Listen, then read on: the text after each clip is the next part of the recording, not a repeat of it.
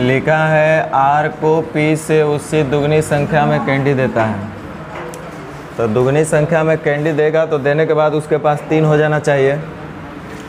और यहाँ बोल रहा है कि जितना था उतना ही दिया है तो डबल हो जाएगा। तो हम एक काम करते हैं, जो 2 और 3 दोनों से कटने वाला हो वैसा कुछ वैल्यू मानते हैं, क्योंकि अंत में बोला है सबके पास समान हो गया। तो सबके पास समान हो गया तो 1:1:1 में हो गया होगा। लेकिन 1:1:1 हम नहीं मानेंगे, क्योंकि आगे बोल रहा है कि P को उसे दुगनी संख्या में देगा। अब फर्स्ट स्टेटमेंट बोला है कि जितना उसके पास था Q और R के पास उतना ही दिया है, माने सबको आधा आधा दिया है, तो आधा दिया होगा तो फिर डबल हो गया होगा। तो 2 और 3 दोनों से जो कटने वाला होगा उसको कुछ मान लेंगे तो ज़्यादा हमारे लिए सही होगा।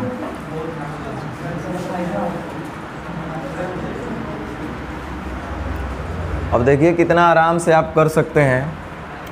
कह रहा है कि R जो है, चूँकि हमको वैसे भी अनुपात पूछ रहा है तो निश्चित से तो कोई लेना देना वैसे भी नहीं होना चाहिए। कुल मिलाकर के हमसे अनुपात ही पूछा गया है। कह रहा है कि R जो है P को उसे डबल संख्या में चॉकलेट देगा। R जो है P को देगा, R जो है P को देगा तो P के पास बढ़ेगा, R के पास घटेगा, Q के पास सेम रहना चाहिए। R P को उसे डबल संख्या में चॉकलेट देगा तो इतना हो जाएगा। अंतिम प्रक्रिया ये था। तो R P को उसे डबल संख्या में चॉकलेट देगा तो R के पास घटेगा, P के पास बढ़ेगा, जबकि Q के पास सेम होना चाहिए। तो पहले दिमाग में, यानी Q 6 था तो 6 रह गया होगा इससे पहले। अब हम बात करते हैं P और R का। कह रहा है R जो दिया है P को, जितना भी P के पास था उससे दुगना संख्या में कैंडी दिया है।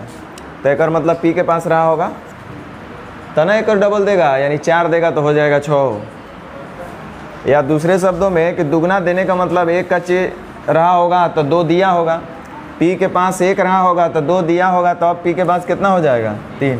1:3 का मतलब यहाँ 2 होना चाहिए था ना, यहाँ पे 6 होगा तो 1:3 में आएगा।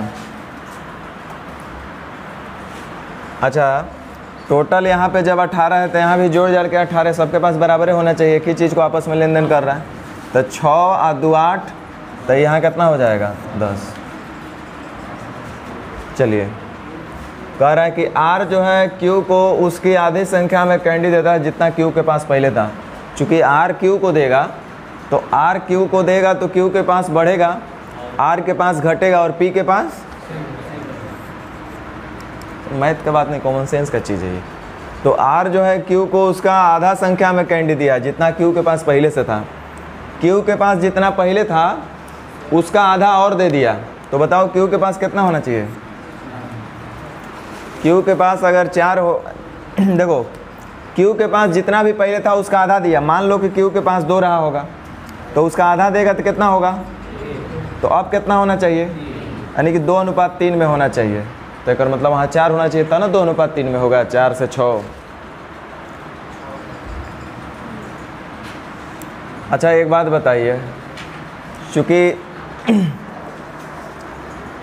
P Q R जो है Q को दिया है तो R Q को दिया होगा। चलिए, तो हो गया, P का सेम कर दिया। अब फिर से जोड़ जाड़ के टोटल कितना होना चाहिए, 18 होना चाहिए। तो ये 4 और 2 6, तो ये कितना होगा 12। फिर से एक अंतिम स्टेटमेंट जो कि आपका फर्स्ट में था उसको पढ़ लीजिए। P जो है Q और R प्रत्येक को उतना ही चॉकलेट दिया है जितना कि उसके पास पहले से है। Q और R दोनों को देता है P जो है Q और R दोनों को उतना ही देता है जितना उन लोग के पास पहले से था, माने आधा। तो एक मतलब 2 रहा होगा तो 2 और दे देगा तो 4 हो जाएगा। 6 रहा होगा, 6 और देगा तब ना 12 होगा। तो 6 और 2 8, टोटल होना चाहिए 18 का मतलब ये कितना होना चाहिए। और आपसे पूछा क्या है कि प्रारंभ में P और R के पास जितनी संख्या में कैंडी थी उनका अनुपात क्या होगा। P और R के पास यानी कि 5:3।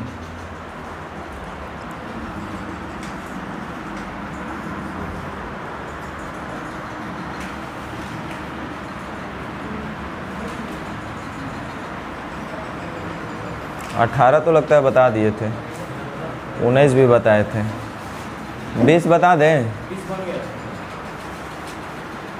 बहुत लोग से ये भी नहीं बना होगा, हमको पता है कि आप कितना मेहनत किए हैं 2 महीना में, ये तो हमको पता है कम से कम, कुछ पता हो या ना हो। 2 एकम 2 और 1 3/2 है।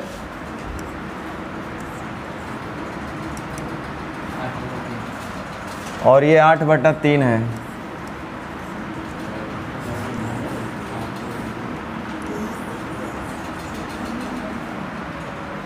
एक बात आपको बता दे रहे हैं कि आप लोग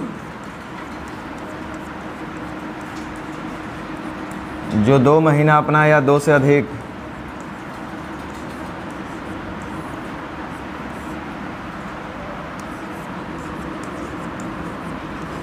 समय का दुरुपयोग करके ये जो टाइम पास कर रहे हैं,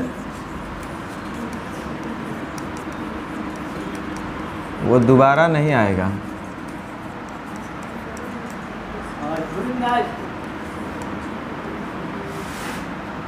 स्कूल के टाइम कै बजे से है?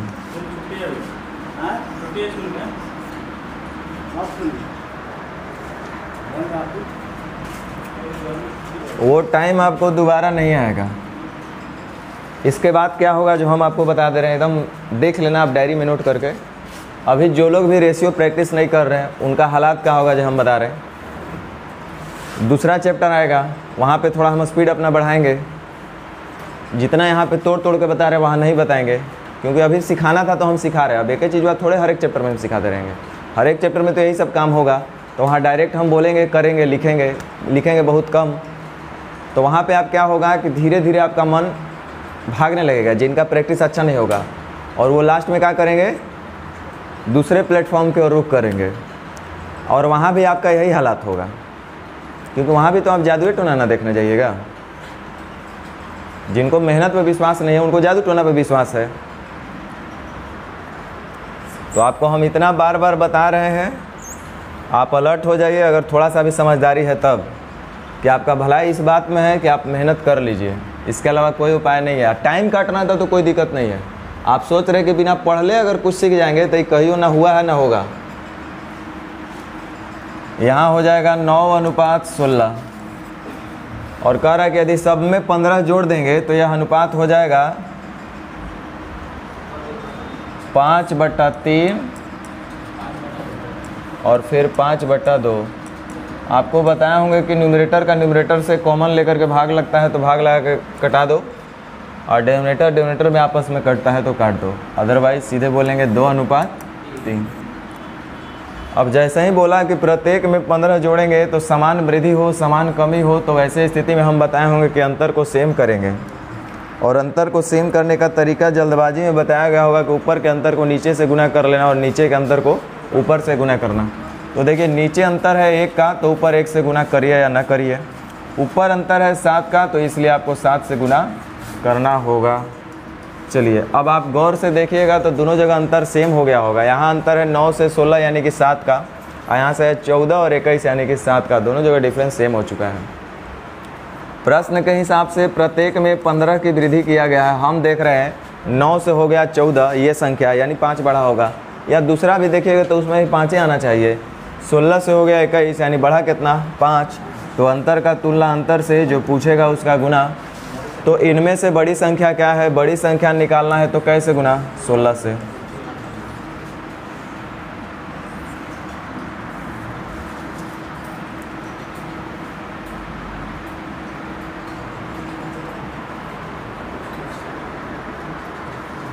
ये भी आपको हम बताए थे 6, 7, 15 और 17 प्रत्येक में क्या जोड़ दिया जाए कि समानुपात में हो जाए।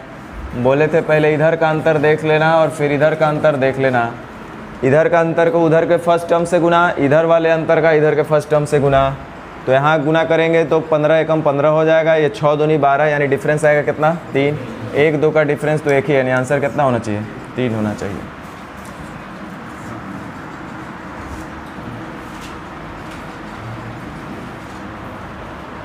बाईस तो लगता है बता दिए थे।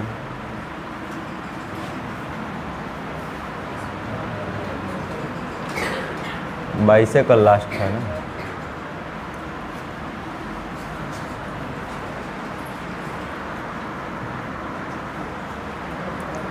आपको हम डेली एक ही बात बोलते हैं कि आप प्रैक्टिस कीजिए, लेकिन आप नहीं समझ रहे हैं। आपको लग रहा है कि हम आपसे फालतू बात कर रहे हैं।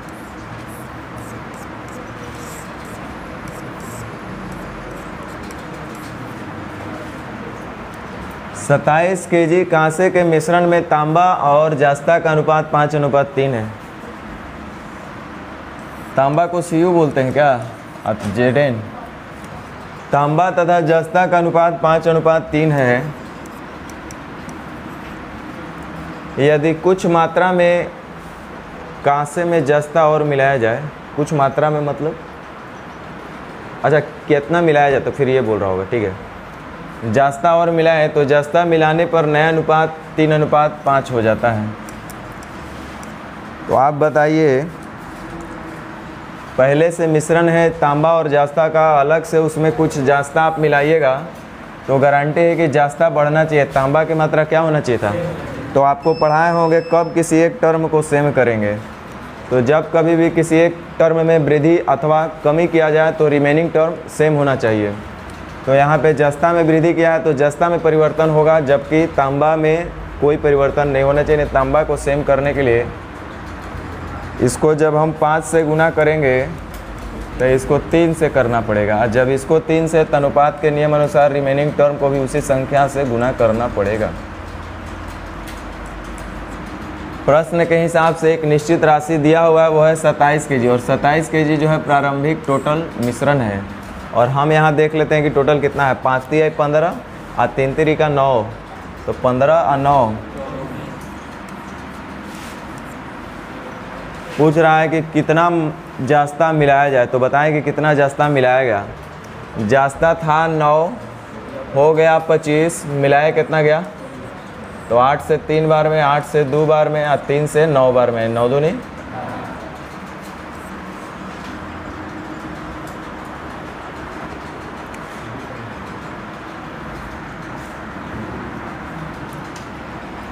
कह रहे जब एक वाटर पार्क की टिकट की कीमत में 11:12 के अनुपात में वृद्धि हो, पार्क में आने वाले दैनिक आगंतुकों की संख्या 8:7 के कम हो जाए, तो टिकट की कीमत में वृद्धि करने से पहले दैनिक राजस्व 1,76,000 रुपया था। ये लगता है सेम क्वेश्चन कराए हैं।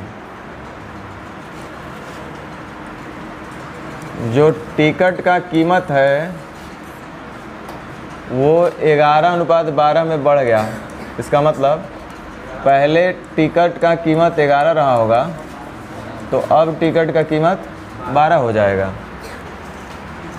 कह रहा है कि जो दर्शक थे उनकी संख्या 8:7 में कम हो गया। दर्शक की संख्या जो है पहले अगर 8 रहा है तो अब 7 रहा। तो बच्चा भी बता देगा। ये तो हम आपको समझाने के लिए इतना लिख रहे हैं, अदरवाइज आपको डायरेक्ट लिखना चाहिए था। यहाँ बच्चा भी बताएगा कि 11 रुपये की दर से टिकट बिकता था पहले, और देखने वाले दर्शक होते थे 8। इसका मतलब दर्शक मालिक को मिलेगा कितना रुपया, 88 रुपया। उसी तरह से अब जो है टिकट का कीमत 12 रुपया हो गया है, और दर्शक की संख्या जो है अब है 7। तो इसका मतलब अब टिकट मालिक को, सिनेमा मालिक को, दर्शक जो भी लगा रहे हैं ये लोग, क्या वाटर पार्क मालिक, तो इनको अब पर डे का जो इनकम होगा वो 84 रुपया होगा। कह रहा है यदि टिकट की कीमत में वृद्धि करने से पहले दैनिक राजस्व 1,76,000 रुपया था। दैनिक राजस्व का मतलब टोटल एक दिन का। प्रश्न के हिसाब से एक दिन का जो वाटर पार्क का मालिक था उसका इनकम 1,76,000 रुपया था। और कब, ये वृद्धि से पहले। हम भी देखना चाहेंगे कि वृद्धि टिकट की कीमत में वृद्धि से पहले, टिकट की कीमत में वृद्धि से पहले मालिक का जो पर डे का इनकम था वो कितना था, तो 88। ये सेम क्वेश्चन कराए हैं हम। तो टिकट की कीमत में वृद्धि करने के बाद प्राप्त हुआ दैनिक राजस्व ज्ञात कीजिए। लीजिए, टिकट में वृद्धि कीमत होने के बाद जो दैनिक राजस्व था वो कितना था। ये 2 बार में कट जा रहा है।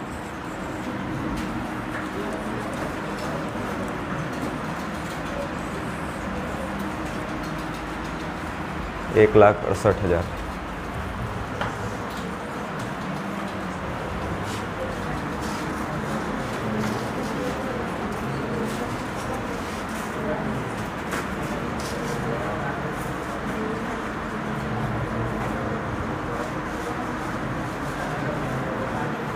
हम आपको कई बार बोल चुके हैं कि आप मेहनत पर विश्वास कीजिए, लेकिन आप मेहनत के अलावा किसी और चीज़ पे विश्वास कर रहे हैं। आप आज भी वही चीज़ को विश्वास कर रहे हैं कि फलाने सर तो बोलते हैं कि हम 2 महीना में तो तुमको बनेबे करेंगे चाहे कुछ हो जाए, 8 घंटा में पूरा मैथ्स ख़त्म करबे करेंगे। आपको भी विश्वास है कि हाँ यार 8 घंटा में तो पूरा पढ़ाइए देंगे। आप वही अभी विश्वास रखे हुए हैं।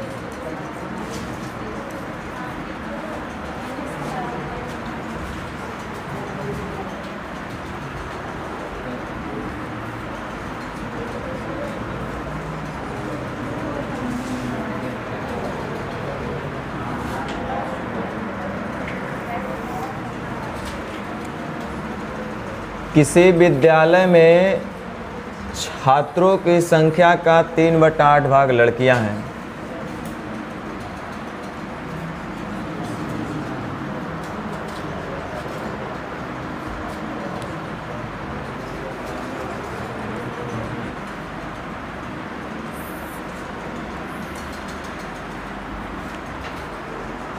किसी विद्यालय में छात्रों की संख्या का 3/8 भाग लड़कियां हैं और शेष लड़के हैं। आप बहुत लोग जो नए हैं वो तो इनके दिमाग में अभी भी रह रहा होगा कि अरे ये रेशियो यही पढ़ा रहे हैं, रेशियो इनका ठीक होगा, ये चलते इतना ही क्वेश्चन डाले हुए हैं। रेशियो के अलावा नहीं, जो अगला भी चैप्टर आएगा ना खाली देखते रहना है बस। जो भी चैप्टर पढ़ाएंगे, जितना भी तुमको अपने आप में जो बेस्ट टीचर मान के रखा था, चुन के रखा था, एक बार उनसे तुलना करके देख लेना है। असाइनमेंट के मामले में कि वो लेवल वो कहाँ गए उनका 50 गो क्वेश्चन खाली जादू चलाने से होगा। कह रहा है किसी विद्यालय में छात्रों की संख्या का 3/8 भाग लड़कियां हैं और शेष लड़के हैं। छात्रों की संख्या का 3/8 भाग लड़कियां हैं और शेष लड़के हैं।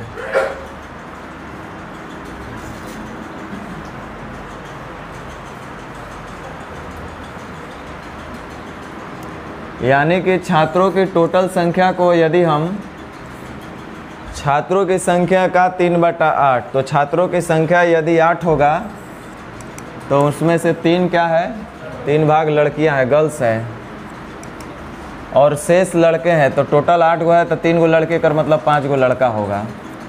चलिए, लड़कों की संख्या का 1/3 10 वर्ष से कम है। लड़कों की संख्या का 1/3, खैर हम यहाँ से भी कर देंगे, हमको कोई दिक्कत नहीं है, लो यहीं से कर लो। लड़कों की संख्या का जो 10 वर्ष से कम है ये बॉयज़ में, वो कितना है, लड़कों की संख्या का 1/3। लड़का का संख्या है 5 और उसका 1/3, ये 10 वर्ष से कम लड़के हुए। और लड़कियों की संख्या का 2/3 भी 10 वर्ष से कम है। लड़कियों की संख्या है 3 और उसका 2/3, तो 3 का 2/3 निकालेंगे तो कितना आएगा, ये भी 10 से कम वाले हैं, लड़की हैं ये। तो कह रहा है यदि 10 वर्ष या उससे अधिक आयु वाले छात्रों की संख्या 260 है तो विद्यालय में लड़कों की संख्या ज्ञात कीजिए। रुक जाइए, पहले रेशियो ठीक कर लीजिए। 8 तिरी का 24, 3 तिरी का 9, 5 तिहाई 15, 5 और 6। अदरवाइज यहाँ एक जगह 3 दिख रहा था, एक जगह 8 दिख रहा था। आप शुरू में ही चाहते तो 24 लेके हल कर सकते थे। प्रश्न के हिसाब से बोला है कि 260 जो है वो वैसे विद्यार्थियों की संख्या है जो 10 वर्ष या उससे अधिक आयु के हैं। ये कुल छात्र जो 10 वर्ष या तो उससे भी अधिक। तो देखिए 10 वर्ष से कम लड़का 5 गो है और 10 वर्ष से कम लड़की जो है 6 गो है। तो इसका मतलब कम वाले लड़का और लड़की दोनों को तो हम हटा लिए, तो इसका मतलब उसके बाद जो भी बचेंगे विद्यार्थी वो या तो 10 वर्ष के होंगे या तो 10 वर्ष से अधिक होंगे, क्योंकि बोला गया है कि 10 वर्ष या उससे अधिक की संख्या है 260। तो हम बोले कि 10 वर्ष से कम लड़का है 5 गो और 10 वर्ष से कम लड़की है 6 गो और टोटल विद्यार्थी है 24 गो। इसका मतलब 6 और 5 11 गो तो ऐसे विद्यार्थी हैं जो 10 वर्ष से कम है। हमको पता करना है, प्रश्न में दिया है 10 वर्ष या उससे भी अधिक, तो इसका मतलब 24 में से 11 को घटा देंगे तो हमारे पास 13 को जो ऐसा विद्यार्थी बचेगा जो या तो 10 वर्ष के होगा या तो 10 वर्ष से अधिक का होगा, क्योंकि कुल विद्यार्थी हैं 24 जिसमें से 11 गो है 10 वर्ष से कम। तो इसका मतलब 10 वर्ष से अधिक या 10 वर्ष के कितने होंगे? 13। पूछा गया है कि विद्यालय में लड़कों की संख्या ज्ञात कीजिए। तो लड़का की संख्या निकालना है तो कैसे गुना? सुधार लीजिए ऑप्शन।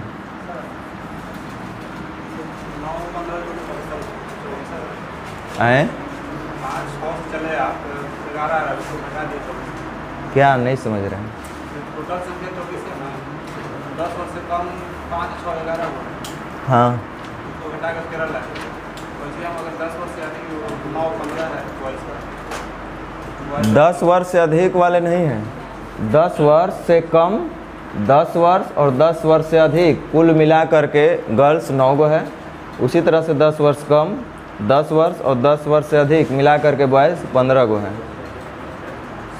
ये आप 5 क्या लिखे हैं?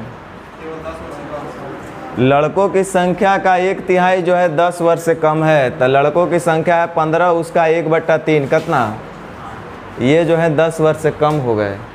उसी तरह से लड़कियों की संख्या का 2/3, तो 9 का 2/3 6, ये भी 10 वर्ष से कम है। यानी लड़का और लड़की 10 वर्ष से कम टोटल कितने हुए? तो 6, 5, 11। ये हमको पता चल गया कि 10 वर्ष से कम वाले लड़का और लड़की मिला करके 11 से अधिक नहीं हो सकते हैं। मैक्सिमम 11 और मिनिमम भी 11 ही है। तो 6, 5, 11 हो गए टोटल विद्यार्थी जो 10 वर्ष से कम के हैं।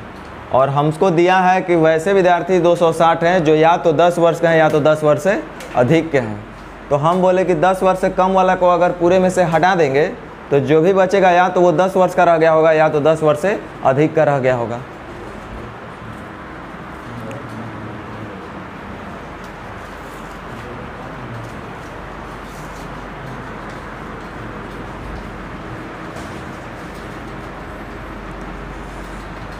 कह रहा है 66 व्यक्ति जिसमें पुरुष और महिला भी है, 180 रुपये का इस तरह से बांटना है कि पुरुषों द्वारा प्राप्त कुल धनराशि का महिलाओं द्वारा प्राप्त कुल धनराशि में अनुपात इतना हो। किंतु एक पुरुष द्वारा प्राप्त धनराशि का एक स्त्री द्वारा प्राप्त धनराशि का अनुपात इतना हो। पुरुषों की संख्या क्या है? चलिए, बहुत अच्छा क्वेश्चन है। आपको यहाँ से एक लॉजिक अप्लाई करना पड़ेगा। ये जो लिखा हुआ है 5:4, थोड़ा सा इस पर विचार करते हैं। लिखा है पुरुषों द्वारा प्राप्त कुल धनराशि का महिला द्वारा प्राप्त कुल धनराशि का अनुपात इतना है। पुरुष और महिला का जो टोटल राशि है वो 5:4 में है। हमसे पुरुष की संख्या पूछा गया है तो कुल मिलाकर के कहीं ना कहीं रेशियो भी संख्या का होना चाहिए ताकि 66 व्यक्ति जिसमें पुरुष और महिला है उसका बैलेंस कर करके पुरुष का निकालना होगा तो उसे गुना कर सके। यानी कुल मिलाकर के हमको संख्या का इनका अनुपात चाहिए। तो सीखिएगा, एक जगह तो रेशियो दिया है टोटल पुरुष और टोटल महिला का जो धन मिला है उसका, और फिर एक जगह बोल रहा है कि प्रत्येक को जो मिला है धन उसका अनुपात दिया हुआ है। हम आपसे पूछते हैं, एक बात बताइए, टोटल 100 स्टूडेंट हैं, टोटल 100 रुपया है, कितना रुपया? अब प्रत्येक स्टूडेंट को हमने 2-2 चॉकलेट दिया। प्रत्येक स्टूडेंट को कितना दिया? तो कितने स्टूडेंट होंगे? अरे भाई, टोटल 100 चॉकलेट है और हमने 100 रुपया है, हमने हर एक विद्यार्थी को 2-2 रुपया दिया, तो टोटल कितने विद्यार्थी होंगे? तो एक बात हमको बताइए, आपका जो क्वेश्चन में लिखा गया है वो क्या लिखा है? थोड़ा सा गौर से पढ़ो तो। कुल धनराशि है, अब प्रत्येक को मिलने वाला राशि पता है। जैसे मान लीजिए कि टोटल 10,000 रुपया मिला है, हर एक को 1-1 हज़ार रुपया दिया गया है। टोटल 10,000 रुपया है, हर एक को 1-1 हज़ार रुपया बांटे हैं, तो कितने स्टूडेंट को दिए होंगे हम? कैसे पता चला है? कुल धनराशि में से प्रत्येक को मिलने वाले हिस्से को जैसे ही हम भाग लगाएं तो नंबर मिल गया सबका।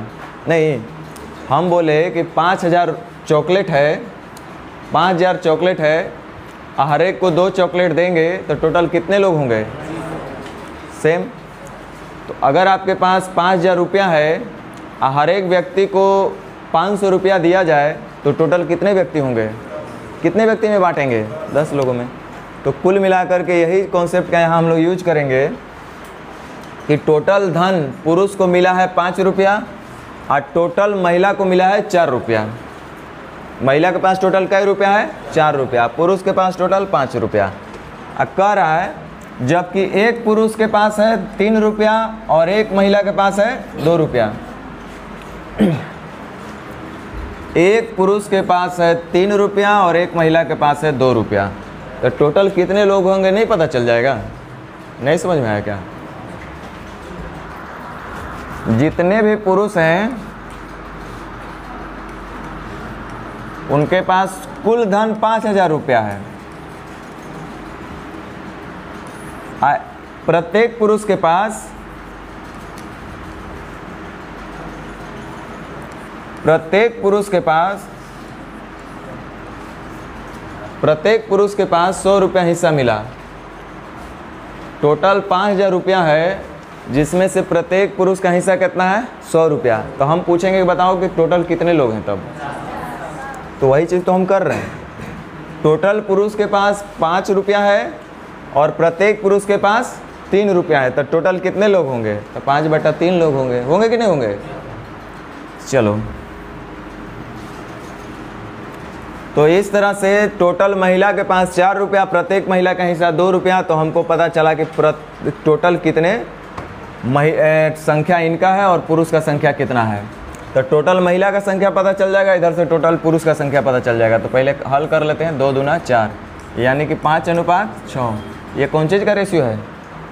संख्या का। प्रश्न में लिखा है कि टोटल जो पुरुष और महिला है वो 66 को है। यहाँ देखिए तब पुरुष और महिला मिलके कितना? तो टोटल का बैलेंस टोटल से जो पूछेगा उसका गुना। पुरुष की संख्या पूछ रहा है तो कैसे गुना करेंगे? तो 11 6 5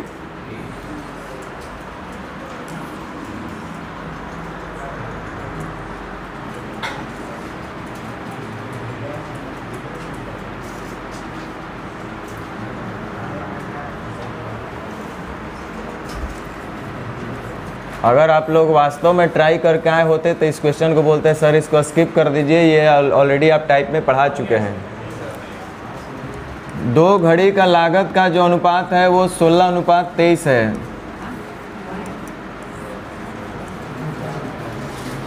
कह रहा है कि यदि पहली घड़ी की लागत 10% बढ़ाएंगे और दूसरी को इतना रुपया बढ़ाएंगे तो दोनों घड़ी का लागत का अनुपात 11:20 हो जाएगा।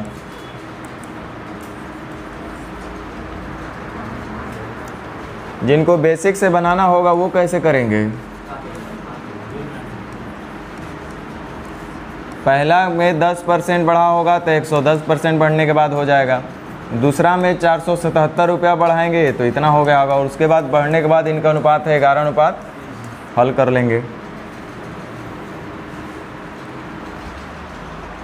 कह रहा है कि यदि पहली घड़ी की लागत को 10% बढ़ाया जाए तो पहली घड़ी की लागत को 10% बढ़ाने का मतलब 100 का चीज़ हो जाएगा 110 यानी 10:11।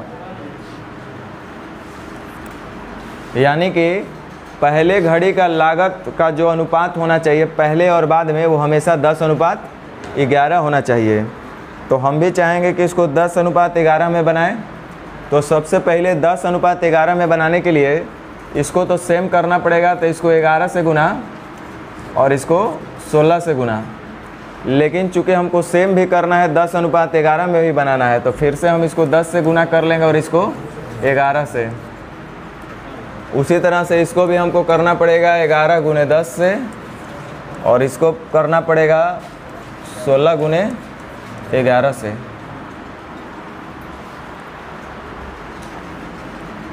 प्रश्न में दिया है कि दूसरी घड़ी की लागत जो है 477 रुपया बढ़ जाती है।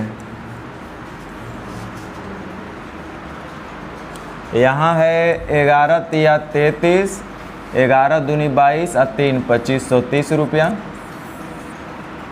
11 दूनी 22, 16 दूनी 32 और 3 35।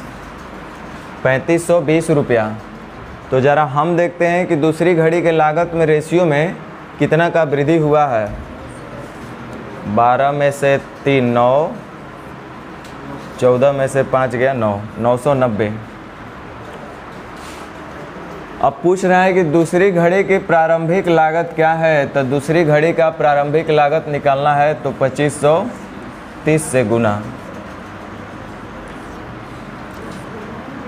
चूँकि ऑप्शन सब पूर्ण अंकों में दिया गया है तो कहीं ना कहीं ये कटेगा, और कटेगा तो सब कटेगा। 11 9 99, 11 दूनी 22, 11 तिया 33, ये भी उससे कटबे करेगा।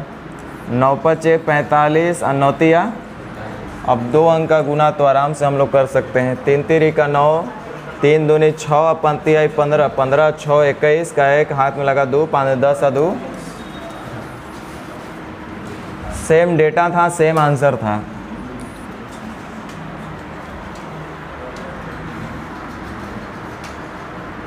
ये को टाइप पे पढ़ाए थे, नहीं पढ़ाए थे अब तक? 56 वाला, 56 99 69 कह रहा है P तथा Q अपने लाभ को 5:3 के अनुपात में बांटते हैं। अंततः P अपने हिस्से का 1/5 भाग Q को दे देगा।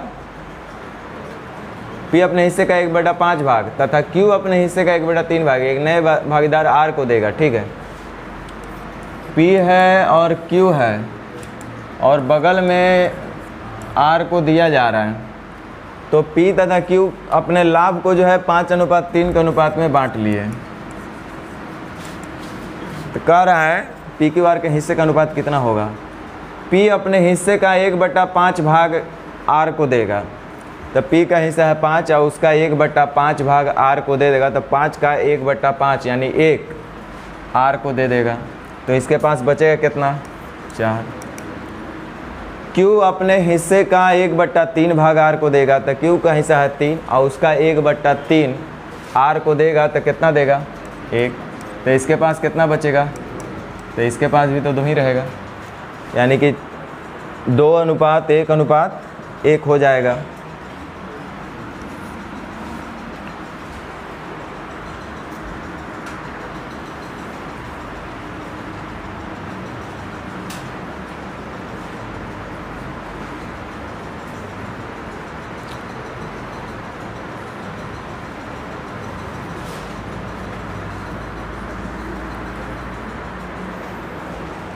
करेक्ट। कंपनी कुल कर्मचारियों की संख्या में पुरुष कर्मचारियों की संख्या में पुरुष कर्मचारी की संख्या 2/3 है।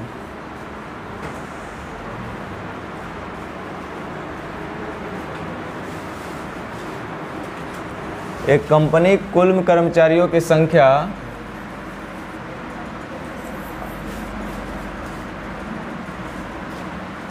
में, यहाँ तक ठीक हो सकता है।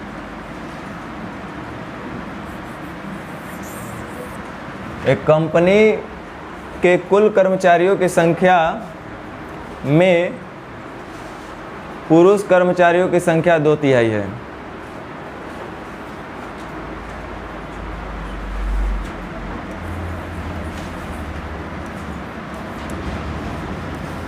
एक कंपनी में कुल कर्मचारियों की संख्या पुरुष कर्मचारियों की संख्या का 2/3 है। तो टोटल कर्मचारी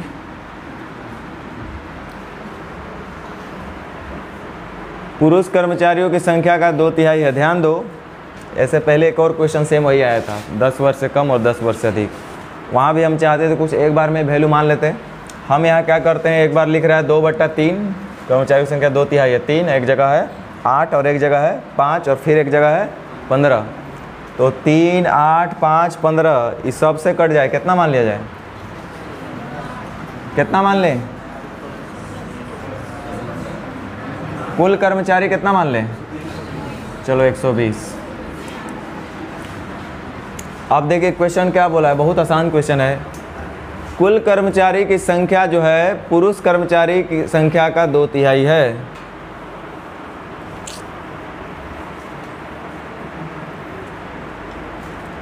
कुल कर्मचारियों की संख्या में पुरुष कर्मचारी की संख्या 2/3 है, यानी कि कहना ये चाह रहा है कि टोटल कर्मचारी जब 3 होंगे तो उसमें पुरुष होंगे 2, ये ऐसा कहना चाह रहा है।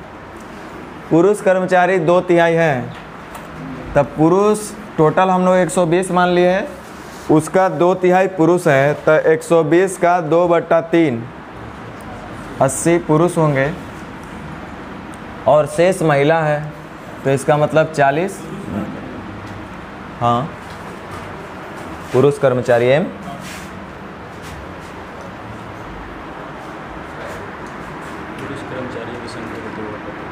एक कंपनी के कुल कर्मचारियों की संख्या में पुरुष कर्मचारियों की संख्या में पुरुष कर्मचारियों की संख्या 2/3। हाँ, कुल कर्मचारियों की संख्या में पुरुष कर्मचारियों की संख्या में ना, ये गलत लिखाया है। तो यदि पुरुष कर्मचारियों का शेष महिला है, यदि पुरुष कर्मचारियों का 3/8 और महिला कर्मचारियों का 2/5 अस्थायी कर्मचारी हैं। सीखिए, यदि पुरुष कर्मचारी का 3/8 तो पुरुष है कितने 80, इसका 3/8 तो 80 का 3/8 कितना 30 जो है अस्थायी है, तय कर मतलब 50 गो।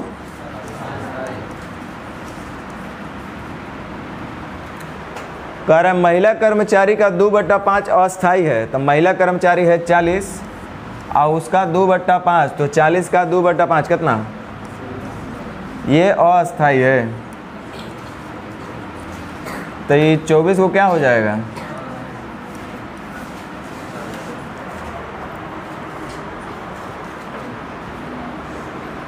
तथा अस्थायी कर्मचारियों की कुल संख्या 740 है। ध्यान दीजिए, इस 740 जो लिखा हुआ है ये कैसा कर्मचारी का संख्या लिखा है, अस्थायी कर्मचारी का कुल संख्या 740 है। तो हम रेशियो में भी जानना चाहेंगे कि अस्थायी कर्मचारी टोटल कितने हैं, तो कर्मचारी में महिला और पुरुष दोनों आएंगे, तब अस्थायी महिला हो जाएगी 24 गो, आप पुरुष हो जाएंगे 50 गो, यानी टोटल अस्थायी कर्मचारी कितने हैं, तो टोटल का बैलेंस टोटल से जो पूछेगा उसका गुना। तो कह रहा है कुल कर्मचारी का 7/15, तो कुल कर्मचारी है 120 और उसका 7/15, 15 8 7 56, कुल कर्मचारी का 7/15 यानी कि 56, कुल कर्मचारी 7/15 अस्थायी महिला कर्मचारी से कितना अधिक है, अस्थायी महिला अस्थायी महिला कितना है, ये कितना अधिक है, ये ना पूछ रहा है।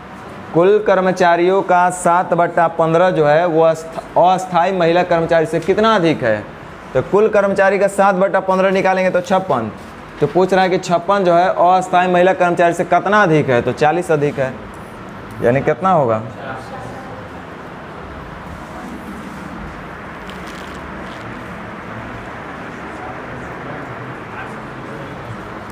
क्या हुआ,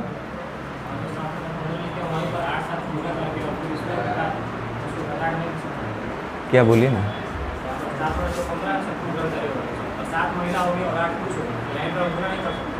कुल कर्मचारियों का 7/15 8 कहाँ से आ ला रहे हैं आप,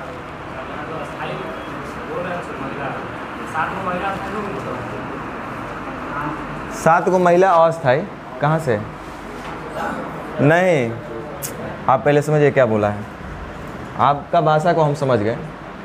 2/5 को जोड़ दिया जाए यानी कुल होगा 5 तो जोड़ेंगे 2, 2/5 उपस्थित है यानी होंगे 5, 2 को उपस्थित होंगे, 2/5 लाभ हुआ यानी होगा 5, लाभ हुआ होगा 2। उसी तरह से आप बोल रहे हैं कि 7/15 अस्थायी तो होंगे 15 अस्थायी होंगे 7, यही ना बोलना चाह रहे हैं, नहीं बाबू इसका मीनिंग ये नहीं है, इसका मीनिंग है कुल कर्मचारियों का 7/15 कौमा अस्थायी महिला कर्मचारियों से कितना अधिक है, ये पूछना चाह रही है। ठीक है,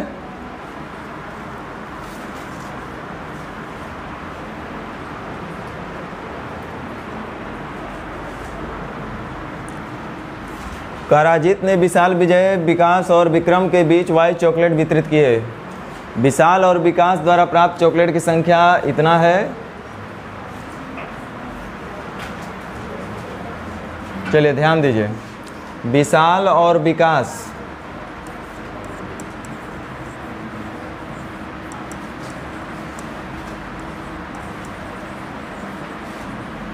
विशाल और विकास द्वारा प्राप्त चॉकलेट की संख्या का जो अनुपात है वो 4:7 है। विजय और विक्रम द्वारा प्राप्त चॉकलेट की संख्या क्रमशः 2:3 है। विजय और विक्रम, विजय विक्रम का यहाँ कोई दूर दूर तक मीडिएटर नहीं मिल रहा है। आगे बढ़िए, y का मान ज्ञात करिए। हमको क्वेश्चन पूछा गया y का मान, लेकिन लिखा है कि यदि विजय द्वारा प्राप्त चॉकलेट की संख्या विशाल से 50% अधिक है। विजय द्वारा प्राप्त चॉकलेट की संख्या विशाल से 50% अधिक। चलिए, विजय द्वारा प्राप्त चॉकलेट का जो संख्या होगा वो विशाल से भी 50% अधिक, तो इसके पास 6 होगा। विशाल के पास 4 गो है, तो विजय के पास 6 गो होगा, तो ऑटोमेटिक 1.5 गुना हो जाएगा 50% अधिक का मतलब।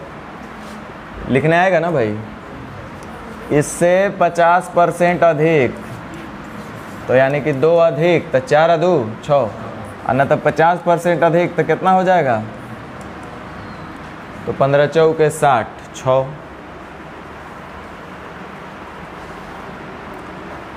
अच्छा, विजय का और शुरू में एक और दे लेता विक्रम।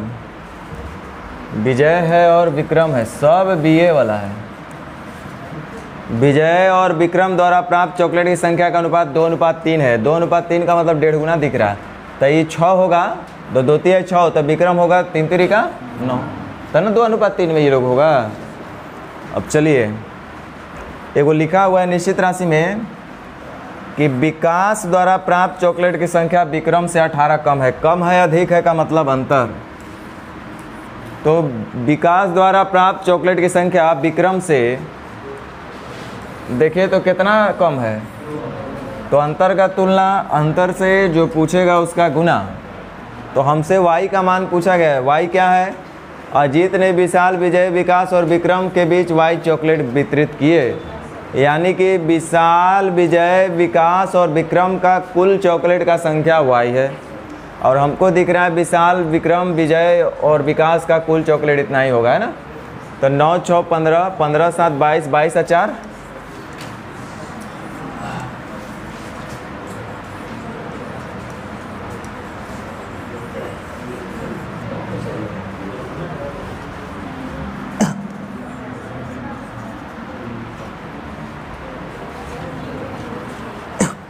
समझ में आया कि नहीं आया?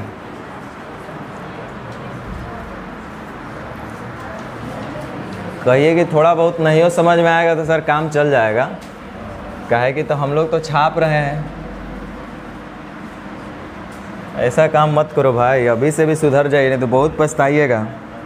आप ही लोग के बीच में कोई लड़का अच्छा मेहनत करके निकल जाएगा और फिर आप लोग ऐसे ही रहते रह जाइएगा।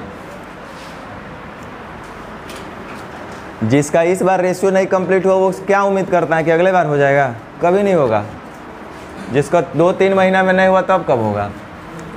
एक तरबूज को भार के अनुसार 3:5 के अनुपात में 2 टुकड़ों में काट दिया गया।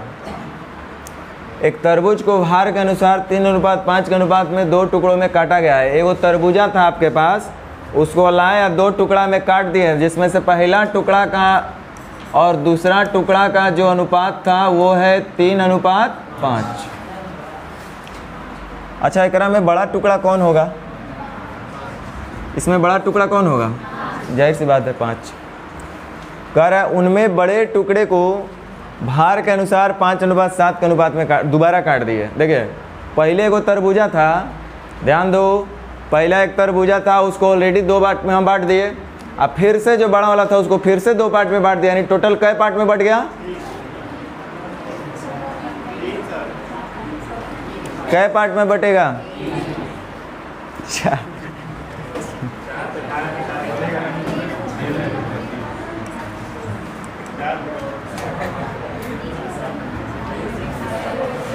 कहेगा कुछ लोग बोलेगा कि मर्दवा यह जानबूझ के गलतियों करा वाला तू ना। उनमें बड़े टुकड़े को भार के अनुसार 5:7 में दोबारा काटा गया है। तो देखिए, बड़ा वाला टुकड़ा है आपके पास 5, तो ध्यान दो, आपसे अंत में क्या पूछा गया? तीनों टुकड़े का अनुपात बताइए। तो बड़ा वाला काट दीजिएगा, तो बड़ा वाला को तो भुला जाइए। और इसको जब फिर से आप 2 टुकड़ा में काटिएगा, 2 टुकड़ा में काटिएगा तो टोटल है कितना 5। इसको हमको किस रेशियो में काटना है 5:7। तो रुक जाओ, टोटल का बैलेंस, टोटल से छोटा वाला टुकड़ा निकालना है तो 5 से गुना, और दूसरा का बड़ा वाला टुकड़ा निकालना है तो 7 से गुना। ये तो समझ में आया होगा, और नहीं समझ में आएगा तो कुछ और करेंगे।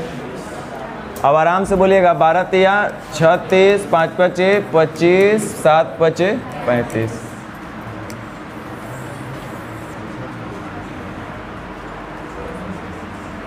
डी मैच कर रहे हैं नहीं। चलिए आगे बढ़े ना।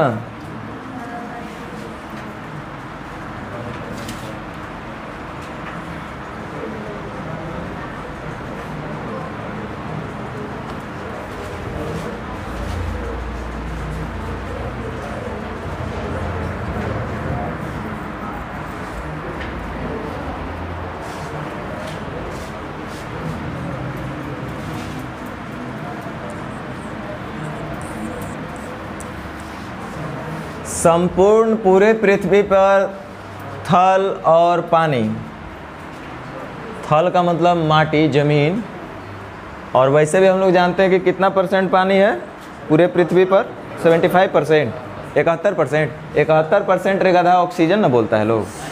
हाँ अच्छा 71%। पता नहीं आप लोग का डेटा सही है कि क्या है।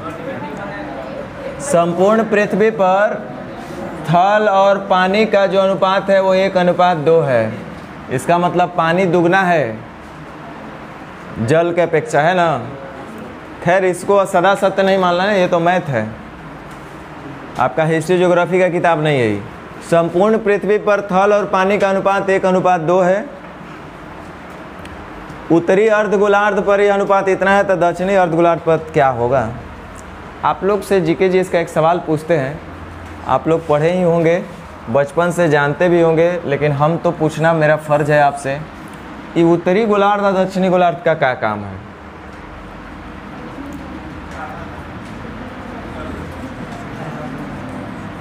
ये उत्तरी गोलार्ध और दक्षिणी गोलार्ध ये कौन सा एलियन का नाम है भाई, और इसका फंक्शन क्या है, क्या रोल है।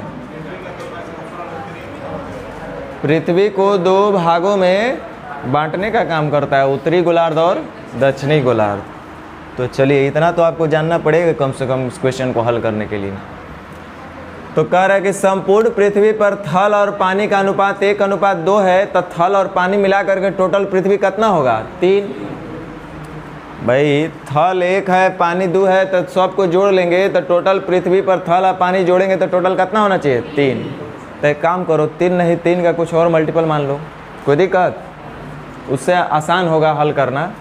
तो टोटल पृथ्वी 3 या 3 के कोई और मल्टीपल मान लेते हैं, कितना मान लिया जाए 3 2 5 6 30, 30 मान लेते हैं। कितना मान लेते हैं टोटल पृथ्वी कितने का।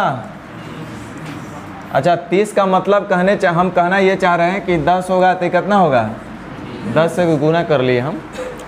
अच्छा टोटल पृथ्वी अगर 30 होगा, ध्यान दो समझा रहे हैं हम, समझ जाएंगे तो फिर आप कैसे भी कर सकते हैं। थल और पानी का अनुपात 10:20 है। थल और जल 10 थल होगा तो 20 पानी होगा, तो ना टोटल पृथ्वी पर थल पानी मिला करके 30 होगा। अब आगे देखिए, आप लोग एक बात हमको बताए हैं कि सर उत्तरी गोलार्ध और दक्षिणी गोलार्ध का काम बहुत बढ़िया है। ये लोग क्या करते हैं कि पृथ्वी को 2 भागों में बांट देते हैं। तो 2 भाग में बांटिएगा तो उत्तरी गोलार्ध और दक्षिणी गोलार्ध में बटेगा। और हम जानते हैं कि पूरा पृथ्वी में थल और जल मिला करके 30 है। तो अगर उत्तरी गोलार्ध और दक्षिणी गोलार्ध दोनों में बांट देंगे तो हम बोलेंगे कि 15 थल और जल मिला करके उत्तरी गोलार्ध में होना चाहिए और 15 थल और जल मिला करके दक्षिणी गोलार्ध में होना चाहिए। बोलिए गलत बोल रहे हैं क्या। टोटल पृथ्वी पर थल और जल अगर 30 है तो गारंटी है कि उत्तरी गोलार्ध में थल और जल 15 होना चाहिए और दक्षिणी गोलार्ध में भी थल और जल 15 होना चाहिए। तो चलिए ये बात तो आपसे सीखने को समझने को एक बात मिला था, यहाँ तक समझ में आया ना। चलिए ध्यान दीजिए, अभी तक तो समझाएं क्या ही, तो आप ही बताएं हैं जीके जीएस का क्वेश्चन।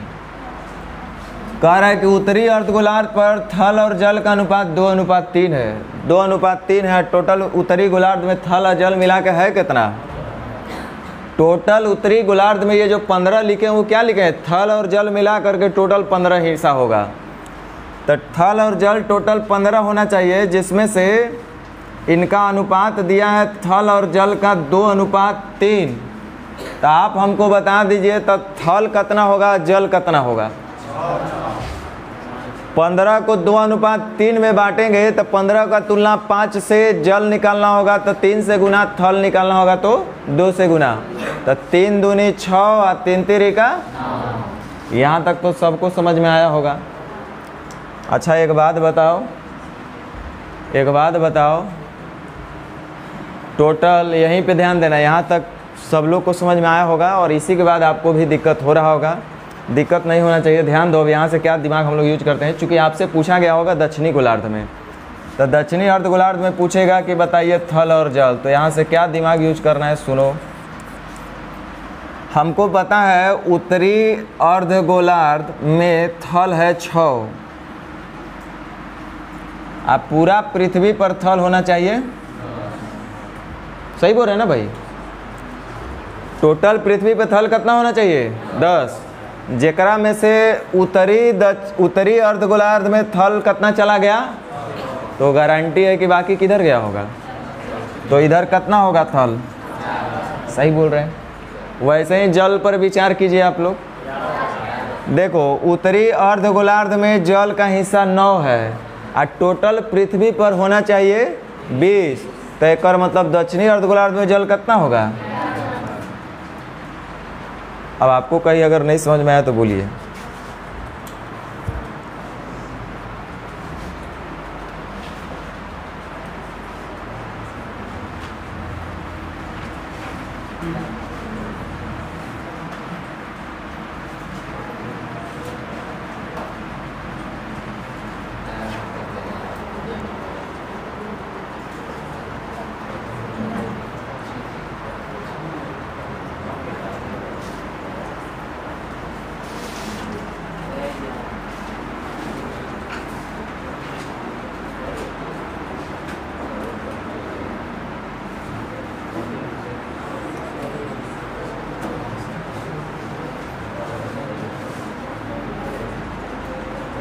रुक जाओ, हल्ला मत करना, और नहीं बने तो बाहर में हल्ला भी नहीं करना है। ज़िंदगी में पहले बार कुछ सोच रहे थे तो करके देखते हैं, नहीं बने तो हल्ला नहीं करना है। हमको पता है कि उत्तरी गोलार्ध और दक्षिणी गोलार्ध में दोनों जगह पृथ्वी और जल मिला के होना चाहिए बराबर, नहीं होना चाहिए, यानी कि 1:1 होना चाहिए। एक मतलब टोटल पृथ्वी तब कितना होना चाहिए? होना चाहिए ना। चलिए टाइम नष्ट होगा, छोड़ दीजिए, क्या पता हम कहाँ पहुँचेंगे, नहीं पहुँचेंगे, झूठों के आपका टाइम भी नष्ट होगा। कर किसी नीले और पीले रंग के चित्र में नीले और पीले रंग का प्रयोग 4:3 के अनुपात में किया गया है। सेम अभी जो बनाया वही क्वेश्चन है ये। नीले और पीले रंग का एक फ़ोटो है आपका, यहाँ पे पूरा पृथ्वी था, यहाँ पे एक फोटो है, उसका नीला और पीला रंग का प्रयोग किया गया है, जिसमें से टोटल फोटो में दिया गया है नीला और पीला रंग का अनुपात 4:3। पूरा फोटो, यहाँ पृथ्वी था, यहाँ टोटल फोटो का दे दिया है रेशियो। तो ध्यान दीजिए, अगर टोटल फोटो जो नीला और पीला रंग का है उसका अनुपात है 4:3, तो 4 और 3 7, दोनों कलर मिला करके टोटल कितना होना चाहिए? 7 यूनिट होना चाहिए। तो 7 का कुछ और मल्टीपल में मान लेते हैं, 3 2 5, 7 5 35 मान लेते हैं। कितना मान लेते हैं? तो 35 बनाने का मतलब हुआ, अगर हम 35 बनाना चाहेंगे तो इसका मतलब कि नीला और पीला का जो अनुपात होना चाहिए वो कितना होना चाहिए? 4 20 5 3 15 होना चाहिए कि नहीं होना चाहिए? बोलिए। कह रहा है यदि ऊपरी हिस्सा में नीला और पीला रंग का अनुपात 2:3 है। देखो यहाँ इंग्लिश इसका पढ़िएगा तो ज़्यादा स्पष्ट करेगा कि ऊपरी अर्ध हिस्सा मतलब आधा, तो ये आधा बोल रहा है कि 2:3 है, तो इसका मतलब ये हुआ 35 नहीं मान करके 70 मानो, ज़्यादा अच्छा रहेगा, क्योंकि आधा करना 35 का दिक्कत ना होगा, तो हम 70 मान लेते हैं। टोटल फोटो में जो कलर यूज हुआ है वो कितना यूनिट हुआ है? 70, जिसका अनुपात है 4:3। 7 10 से 70 का मतलब ये 40 होगा, और ये कितना होगा? 30 होगा। यहाँ तक तो सब लोग को समझ में आया होगा। अब रुक जाओ, बोला है कि आधा हिस्सा में जो कि ऊपरे है उसमें नीला और पीला का अनुपात 2:3 है। तो पूरा फोटो का कितना दिया है रंग? 70, जिसमें से आधा आधा बांटेंगे तो कितना हो जाएगा? 35 और 35। अब रुक जाइए, ये जो आधा हिस्सा है जिसको ऊपरी हिस्सा बोला गया है ये वाला, और फिर आधा ये निचला हिस्सा कहलाएगा। तो टोटल अगर ये 70 यूनिट है तो हम बोले कि आधा आधा बांटेंगे तो 35 35 बढ़ जाएगा, 35 35 बढ़ जाएगा, तब ना टोटल 70 होगा। तो टोटल 70 था, आधा हिस्सा बांटिएगा तो 35 35 हो जाएगा, और आधा में जो नीला और पीला का अनुपात दिया वो 2:3। ये आधा में नीला और पीला का अनुपात 2:3, तो 35 को 2:3 में तोड़िए, 7 दूनी 14, 70 का ये आधा वाला का हो गया। तब आपसे आधा वाला का पूछेगा, जो कि अभी पिछले क्वेश्चन में हम लोग किए। तो ये जो शेष बचा, तो निचला भाग में नीला और पीला का अनुपात क्या होगा?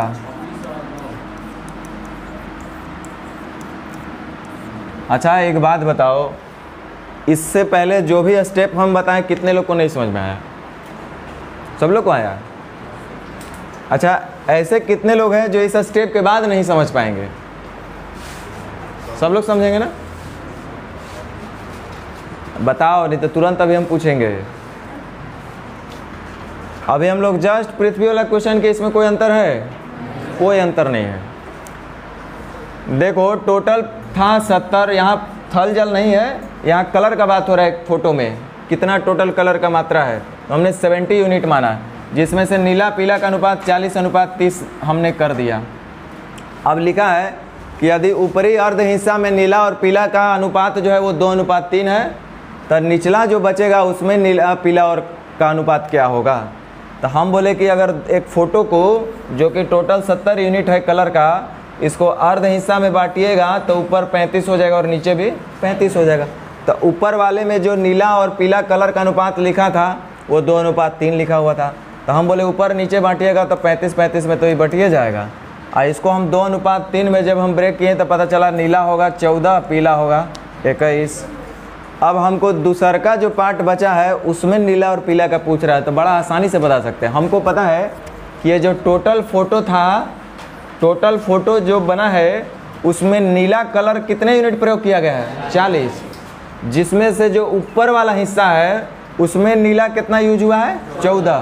तो बच्चा भी बताएगा कि कर मतलब इधर हुआ होगा। सही बात है ना भाई? उसी तरह से टोटल फ़ोटो में जो ऊपर वाला हिस्सा था, टोटल फ़ोटो में जो पीले रंग का प्रयोग किया गया था वो कितना यूनिट किया गया था? 30 यूनिट, जिसमें ऊपर वाला हिस्सा में पीले कलर का प्रयोग कितना यूनिट हुआ है? 21। तो जो नीचे वाला बचा आधा हिस्सा उसमें पीला कितना यूज हुआ होगा? अब वही आपसे पूछ रहे हैं। समझ में आया? चलो, तो समझ में आया तो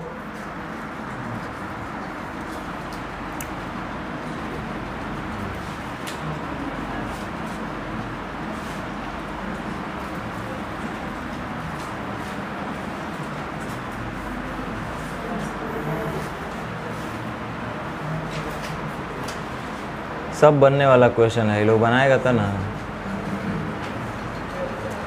होमवर्क लिखिए, होमवर्क।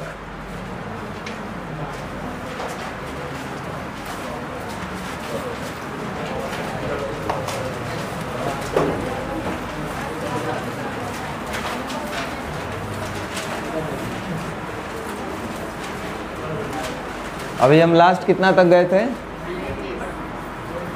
चलिए 50 तक लिखिए। कम है 50 को, खाली आप ट्राई करके आ जाइएगा, वही मेरे लिए बहुत लग रहा है। तो